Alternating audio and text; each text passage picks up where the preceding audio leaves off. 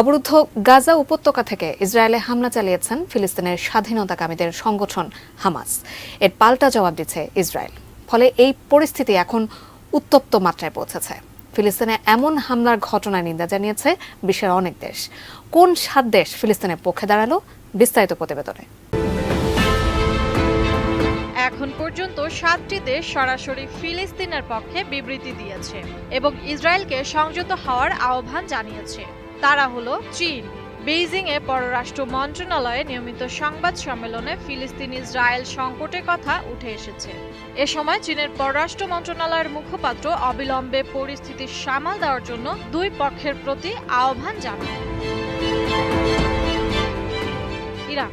ইসরায়েলের স্মরণকালের সবচেয়ে বড় হামলার ঘটনায় ফিলিস্তিনি যোদ্ধাদের অভিবাদন জানিয়েছে ইরান। ইরানের সর্বোচ্চ নেতা আলী খামেনির এক উপদেষ্টা শনিবার ফিলিস্তিনি যোদ্ধাদের বিগত বছরগুলোতে সবচেয়ে বড় হামলা করায় অভিনন্দন জানান। রাহিম সাফাভি নামের ওই উপদেষ্টা বলেন, আমরা ফিলিস্তিনি যোদ্ধাদের স্বাগত জানাই। যতক্ষণ পর্যন্ত ফিলিস্তিন ও জেরুজালেমের স্বাধীনতা অর্জন হচ্ছে না, আমরা ফিলিস্তিনি যোদ্ধাদের পাশে থাকতে চাই। সৌদি আরব। ফিলিস্তিন ও ইসরায়েলের মধ্যকার উত্তপ্ত পরিস্থিতি নিয়ে যুক্তরাষ্ট্র ও ইউরোপীয় ইউনিয়নের পররাষ্ট্রমন্ত্রীর সঙ্গে আলাপ করেছেন সৌদি আরবের পররাষ্ট্রমন্ত্রী প্রিন্স ফয়সাল বিন ফারহান। এ সময় ফিলিস্তিনের বেসামরিক নিরস্ত্র মানুষের উপর ইসরায়েল যেন কোনো হামলা না চালায় তার উপর জোর দেন তিনি। কাতার। সংঘাতের জন্য ইসরায়েলকে দায়ী করেছে কাতার। দেশটির পররাষ্ট্র মন্ত্রণালয় থেকে 7 অক্টোবর এক বিবৃতি দিয়ে ইসরায়েলের কড়া সমালোচনা করা হয়। বিবৃতিতে বলা হয়, ফিলিস্তিনের জনগণের সঙ্গে চলমান উত্তেজনা ও সহিংসতার জন্য একমাত্র ইসরায়েলই দায়ী। বিবৃতিতে আরও বলা হয়, ইসরায়েল গাজার বেসামরিক বাসিন্দাদের বিরুদ্ধে অসামঞ্জস্যপূর্ণ যুদ্ধ শুরু করার অজুহাত হিসাবে এই রকেট হামলাকে ব্যবহার করেছে। এ থেকে ইসরায়েলকে থামাতে বিশ্ব সম্প্রদায়ের দৃষ্টি আকর্ষণ করে কাতার। লেবানন।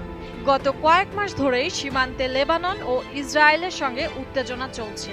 বিশেষ করে ফিলিস্তিনিদের উপর ইসরায়েলি সেনাদের হামলার সময় লেবানন থেকে রকেট ছোড়া হলে এই উত্তেজনা চরমে পৌঁছায়। এ সময় শিয়া সশস্ত্র গোষ্ঠীর সদস্য ও সমর্থকেরা ইসরায়েলি সেনাদের সামনে বাধা হয়ে দাঁড়ায়। এক বিবৃতিতে লেবাননের সেনাবাহিনী জানায়, ইসরায়েলি সেনাদের বহর নির্ধারিত সীমানা অতিক্রম করে এবং লেবানিজ সেনাদের উপর স্মোক বোমা ছুড়ে মারে।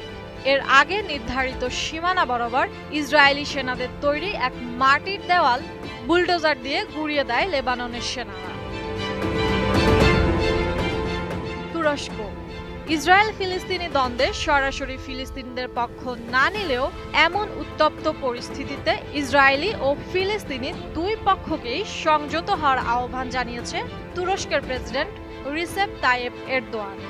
শনিবার আঙ্কারায় ক্ষমতাসীন একে পার্টির কংগ্রেস এরদোয়ান বলেন, আমরা সব পক্ষকে সংযমের আহ্বান জানাই। তাদের অবশ্যই আক্রমণাত্মক কাজ থেকে বিরত থাকতে হবে। পাকিস্তান।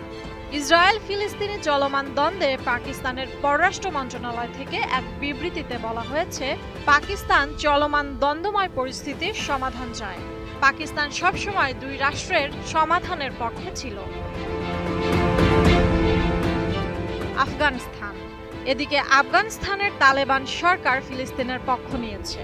এক সংবাদ বিজ্ঞপ্তিতে দেশটির সরকার জানিয়েছে, সম্প্রতি গাজা উপত্যকায় চলমান ঘটনার প্রতি কড়া নজর রেখেছে ইসলামিক এমিরেট অফ আফগানিস্তান। তারা মুসলমানদের ধর্মীয় বিভিন্ন স্থাপনাকে অমর্যাদা করেছে, ফিলিস্তিনি মানুষের প্রতি নিপীড়ন চালিয়েছে। Desk report, ATN news.